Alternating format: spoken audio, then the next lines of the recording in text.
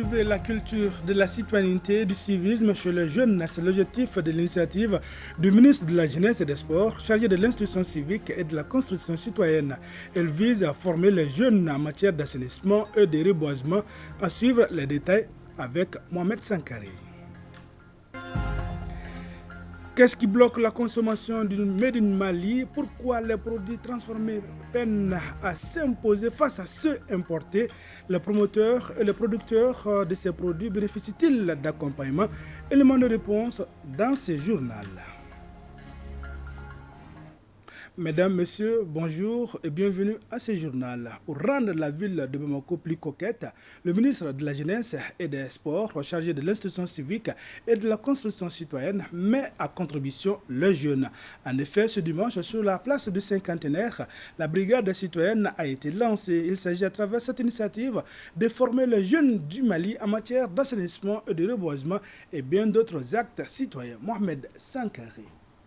Une capitale plus propre, plus sécurisée et plus solidaire. Telle est l'ambition du premier responsable du département de la jeunesse et des sports, chargé de l'instruction civique et de la construction citoyenne. D'où l'idée d'implantation des brigades citoyennes de jeunes volontaires pour l'assainissement, le reboisement, le respect des codes de la sécurité routière et bien d'autres. Ils étaient plus de 500 jeunes venus de toutes les communes de Bamako à prendre part au lancement des activités des brigades citoyennes. Un adage de chez nous dit bien que quand tu appelles quelqu'un, c'est soit pour lui donner quelque chose, soit pour lui dire quelque chose. À cet effet, je vous ai appelé pour vous dire quelque chose. Vous parlez d'intérêt général. C'est de vous mobiliser avec joie et enthousiasme, de vous mobiliser avec la ferveur de jeunesse, en brigade citoyenne qui se mobilisent pour réaliser chaque dimanche une bonne action au profit de leur quartier, de leur commune, voire de leur pays. Les organisations féminines sont aussi associées à ces combats pour la protection de l'environnement, d'où la présence du ministre de la Promotion de la Femme, de l'Enfant et de la Famille qui a rappelé le rôle de la femme dans la société. Convaincus de l'implication traditionnelle et sans faille des femmes aux activités d'éducation citoyenne et de développement de la nation, j'exhorte toutes celles ici présentes et toutes les Maliennes à faire sienne la brigade citoyenne et à l'accorder un accompagnement constant pour le bien-être de nos communautés. Ces jeunes ont été formés aux gestes simples, notamment en matière d'assainissement et de reboisement. Ils doivent à leur tour sensibiliser sur les bonnes pratiques en matière de préservation de l'environnement, mais aussi encourager leurs familles et leur entourage à bien gérer des déchets. Le ministre Fomba et sa collègue ont procédé à la plantation symbolique de quelques pieds d'arbres au rond-point de l'ENSUP, puis s'en est suivi l'assainissement du boulevard de l'Indépendance. Autre sujet de l'actualité, les états généraux de la migration du cadre des concertations avec les Maliens établis à l'extérieur ont pris fin samedi. Pendant 3 jours, les délégués, les experts et les partenaires ont passé en revue les questions de la migration, les difficultés, les inconvénients et les avantages de ce phénomène. Au terme des travaux, des résolutions et des recommandations ont été élaborées. Pour plus de détails, écoutons le ministre des Maliens établi à l'extérieur et de l'intégration africaine, Moussa Ag Atayer, était l'invité de l'édition de 20h d'hier. Il répond aux questions de Salimata Ndao. Nous avons reçu au moins 500 délégués venus de 40 pays différents, sans compter les délégués au niveau national, les experts qui viennent des autres pays. Et je pense pendant 3 jours, la substance a été véritablement débattue, les préoccupations touchées. Et à l'issue de ces 3 jours, je peux dire que nous sortons de ces états généraux très, très, très satisfaits. En plus de cette participation quantitative et qualitative de nos compatriotes vivant à l'extérieur, des panels. D'abord un panel de haut niveau et 5 autres panels au cours desquels nos compatriotes, avec les experts, avec les acteurs concernés au niveau national, ont vraiment débattu de toutes les questions. Et en plus des recommandations qui ont été lues par le conseiller technique, je pense qu'il est important d'ajouter certaines qui ont attiré particulièrement l'attention de nos compatriotes, notamment la promotion de l'investissement de la diaspora. Donc, nos compatriotes investissent beaucoup au pays, mais ils ont signalé les difficultés qu'ils ont quand ils veulent investir. Donc, dans ces cadres-là, nous allons prendre en charge, bien évidemment, l'opérationnalisation du FAEP, qui est la facilité d'appui à l'investissement productif de nos compatriotes à l'extérieur. Les recommandations, les conclusions des États généraux sont faites pour qu'elles soient mises en œuvre. Donc, il s'agit pour le gouvernement de les regarder à nouveau. Il y aura un nouveau travail sur ces différentes recommandations, mais les plus pertinentes, les plus importantes, celles qui vont impacter le vécu quotidien de nos compatriotes seront prises en compte. En plus de ces recommandations, nous avons décidé de mettre en place un cadre de concertation, donc qui sera un cadre permanent dans lequel vont siéger nos compatriotes vivant à l'étranger, le gouvernement et les acteurs nationaux et internationaux impliqués dans la question. Tout le processus par lequel est passée notre transition actuelle a vu une présence et un engagement massif de nos compatriotes. Nous allons tout mettre en œuvre pour que cette dynamique qui est lancée à partir de ces États généraux puisse continuer. La refondation, ils en sont des acteurs majeurs. Ils font partie des institutions de la transition. Donc ça aussi, c'est des acquis importants que nos compatriotes ont eu grâce à la transition. Leur présence au sein du Conseil national de transition, leur présence au sein du Conseil économique, social et culturel. Et également, avec la nouvelle constitution, des grands acquis sont annoncés, notamment leur participation au sein du Sénat et de l'Assemblée nationale. Alors, une dernière question, Monsieur le ministre. Le défi, c'est l'unité, l'entente et la cohésion au sein de la diaspora malienne, n'est-ce pas? Exactement. Je pense que ça fait partie des messages forts que j'ai passés aussi bien à l'ouverture que à la clôture de ces États généraux.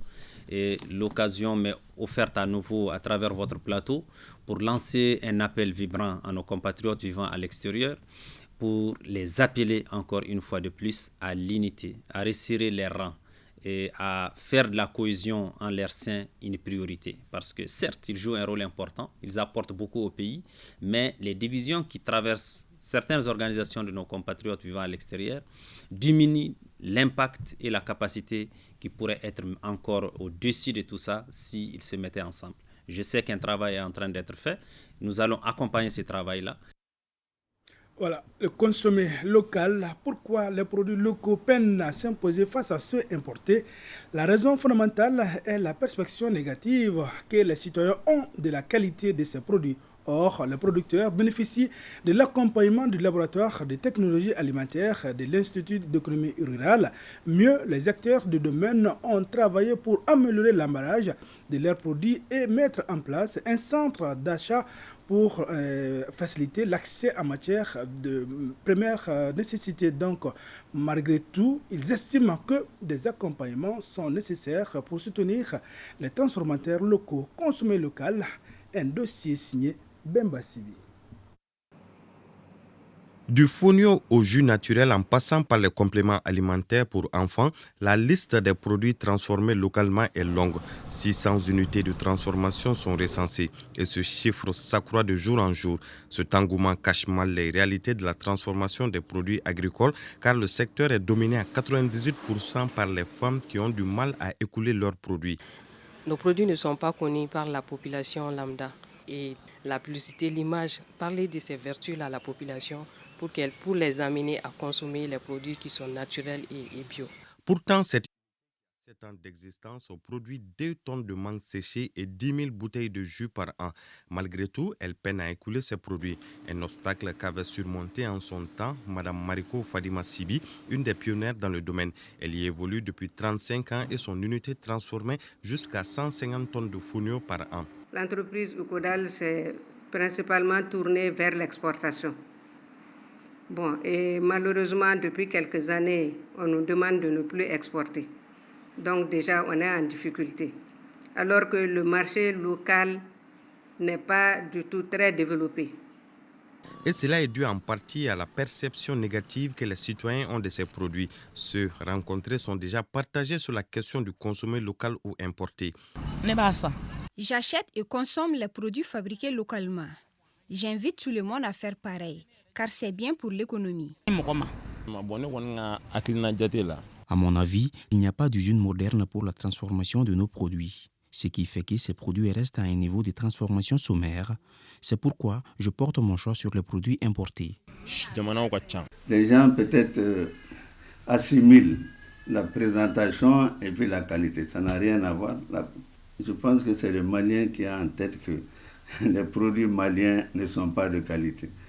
Sinon, la notion de qualité, c'est vraiment relative. Un produit qui n'est pas de qualité, théoriquement, n'est pas consommable. En plus, les producteurs locaux et ceux qui aspirent à évoluer dans ce secteur bénéficient d'un mécanisme d'encadrement du laboratoire de technologie alimentaire, un service de l'Institut d'économie rurale. Assurer la formation et le renforcement de capacités des individus, des groupements et des organisations qui veulent faire de la transformation agroalimentaire comme activité génératrice de revenus. Et souvent, ces promoteurs sont confrontés à des problèmes, notamment ça peut être lié soit à la stabilisation du produit, soit à la maîtrise même du processus de transformation des produits, soit au packaging, ça veut dire le conditionnement des produits. Donc généralement, ces promoteurs rapprochent le laboratoire de technologie alimentaire pour vraiment avoir des informations, notamment sur ces besoins qui ont été identifiés. Ces dispositions visent à garantir la qualité des produits locaux. Déjà, les acteurs s'activent sur certains aspects qui peuvent stimuler la consommation des produits locaux. Il y a des grandes entreprises qui peuvent supporter quelque chose, mais si tu imposes les petites entreprises de la même manière, tu les tues. Actuellement, on est même en négociation avec le gouvernement pour leur parler de consommer nos produits lors des conseils de ministres et lors des conseils des cabinets. Parce que non seulement en consommant ces produits lors de ces réunions-là, ça va donner plus de crédibilité, plus d'image et motiver la population lambda à utiliser comme eux. Parce qu'il faut décomplexer le produit, c'est ça surtout. Décomplexer le produit, autrement dit, montrer à la population que les produits conditionnés au Mali n'ont rien à envier aux produits importés. Mieux, la plupart de ces produits sont naturels, sans conservateurs ni stabilisateurs, ce qui est un avantage concurrentiel dans un monde où le bio est devenu la norme de qualité. Donc, faites comme Bemba Sibi, consommez local. Faisons un tour à l'intérieur du pays. À 100, les membres du comité régional de gestion des risques et catastrophes ont validé le plan de contingence multirisque annuel. C'est à la faveur d'une session où la direction régionale de la protection civile de Sana a présenté les bouches du document. Ainsi validé, il sera remis au gouverneur de la région qui assure la présidence. Descend la correspondance d'Idrissa Kone. Chaque année, la région se dote d'un plan de contingence en fonction des risques probables. Ce plan de contingence est un document de référence en matière de prévention, de prévision, de préparation aux urgences, des interventions, entre autres. Nous avons élaboré 4 risques, à commencer d'abord par l'insécurité, l'inondation, la sécheresse et les accidents de la circulation. On se prépare. Donc, en se préparant, on va élaborer des documents qui vont nous permettre maintenant d'avoir notre propre moyen de riposte. Ce moyen de riposte fait appel à plusieurs acteurs, tous membres du comité régional de gestion des risques et catastrophes. Il y a la protection civile, il y a le développement social, il y a la promotion des femmes et des familles, il y a la mairie, il y a la préfecture, et les ONG partenaires. Donc l'ensemble de ces acteurs-là s'est réunis autour de ces documents et le préparer et éventuellement le mettre à la disposition du gouvernement. Au cas s'il y a des actions comme ça, on intervient rapidement sans beaucoup de tracasseries. Donc une fois qu'il y a un choc signalé, validé par le gouverneur, donc le plan est directement activé. Et nous, en tant que partenaires, à travers notre réseau de volontariat, on met nos volontaires en action qui vont aller faire une évaluation des besoins sur le terrain. Comme le dit un adage, prévenir vaut mieux que guérir. Le centre d'animation pédagogique de Banangabougou a organisé samedi dernier la 2e édition de la journée des lauréats. Ils sont 26 élèves du CAP à recevoir des matériels didactiques. L'objectif est de contribuer significativement à la promotion de l'excellence en milieu scolaire. Reportage signé Daouda Kone. 26 meilleurs élèves des écoles publiques, privées et médersa du centre d'animation pédagogique de Banankabougou ont été récompensés à cette 2e édition de la journée des lauréats. Ils ont reçu des kits scolaires des mains des responsables scolaires, des parents d'élèves et des partenaires de l'école malienne. Nous sommes très contents d'avoir ces cadeaux symboliques de la part des enseignants. Quand on arrive à la maison, on va prendre le dictionnaire. L'humanité doit ses progrès aux hommes du savoir qui ont su donner le meilleur d'eux-mêmes, chacun dans son domaine d'activité. Ce savoir a pour berceau l'école qui reçoit les enfants, les façonne en les initiant aux arcanes de la science. Cette deuxième édition a comme thème « Derrière tout bon élève se cachent de bons parents, une bonne administration, de bons enseignants, de bonne volonté ». Un thème qui valorise la chaîne de l'enseignement. La journée des lauréats du Centre d'animation pédagogique de Banankabogo a pour objectif de contribuer significativement à la promotion de l'excellence en milieu scolaire. Un tout nouveau forage pour Sirakoro Dunfi avec le soutien de la Fondation Lions Club International. Les Lions Club Bamako Sokala et Bamako Sigi ont répondu favorablement à l'appel des habitants de ces quartiers de la commune 3 du district de Bamako. Suivons l'inauguration du forage avec Hawa Adama Koulibaly. C'est avec une immense joie que la communauté de Sirakoro-Dunfi accueille ce nouvel ouvrage, composé d'un forage équipé d'une pompe solaire et d'une cuve de 5000 litres, le tout reposant sur une charpente de 6 mètres de hauteur.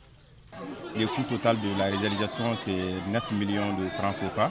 La communauté villageoise a contribué à hauteur de 10%, qui est 900 000, et 8 millions 100 000 la contribution de Lions Club Bamako Sokala et Sigi et notre fondation LCIF.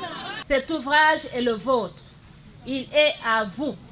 Nous comptons sur vous pour l'entretenir, le sécuriser. Planté au pied de la mosquée de la localité, le château de 70 mètres de profondeur génère 10 mètres cubes d'eau par heure.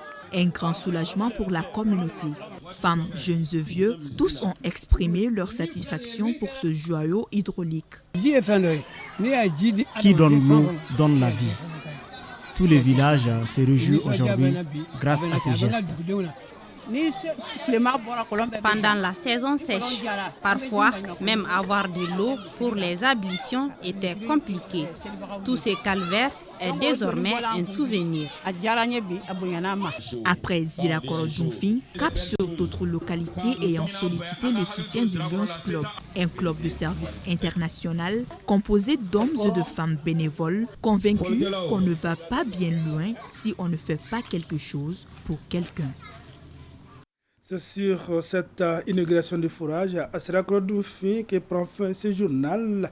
Merci d'avoir été des nôtres. À demain, Inch'Allah, même heure, même plateau et pour d'autres informations.